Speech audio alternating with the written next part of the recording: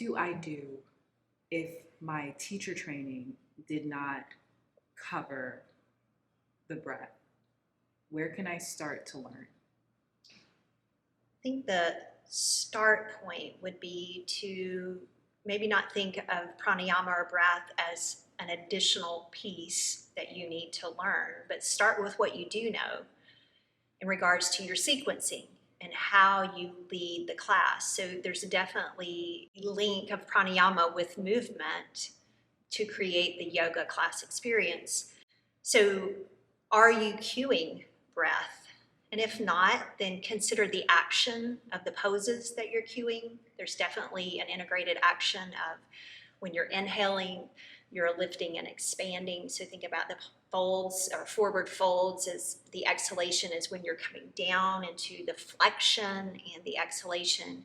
Notice where you can start to integrate cueing breath, which is probably the most powerful way to teach pranayama in a class setting, is using the breath to initiate the movement, which creates the rhythm, the tempo in the class that ultimately leads to the deep concentrated effort that we're really trying to lead students within. So if your yoga training didn't emphasize breath, no worries. You just begin with what you do know, and that would be in your sequencing.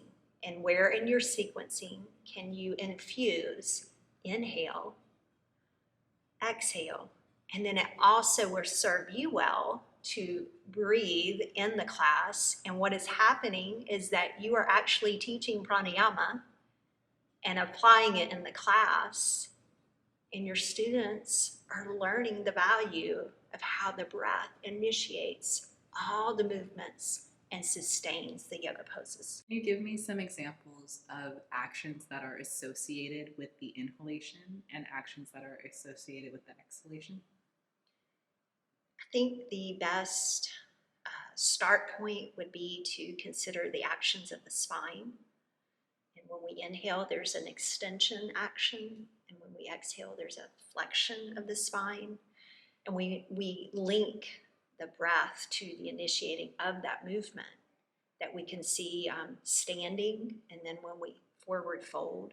Also see this action of flexion and extension of the spine when we move students through cat and cow pose. So we inhale the heart and eyes forward with the extension of the spine in cow, and then as we exhale, we're rounding and bringing flexion into the spine, coming into that expression of that posture. So I think those are great two key action areas of the inhale of extension, the exhale of flexion, that we could really contribute and bring into our classes to teach pranayama and breath, and the powerful integration that comes into noticing the movements and articulation of our spine. How much of a priority should teaching the breath and pranayama be on my teaching journey? I would say high priority. I would say teaching breath and the awareness is one of the principles of teaching yoga. The breath initiates all movement, and the breath and our ability to create a rhythmic flow of the inhale, the exhale, the sweet pause in between.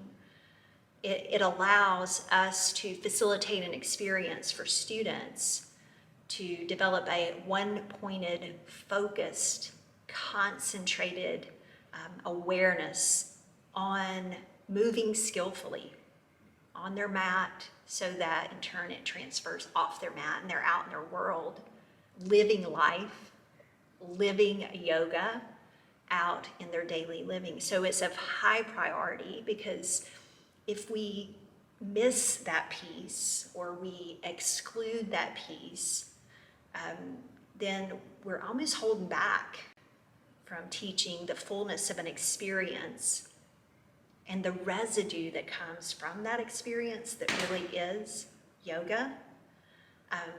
And then also breath awareness allows students to have a focus that they tether their mind to, because the movement of the mind is going to be all over the place. And when we teach breath, when we teach pranayama, it gives them an anchor point to anchor into the present moment. So high priority to teach pranayama and breath awareness.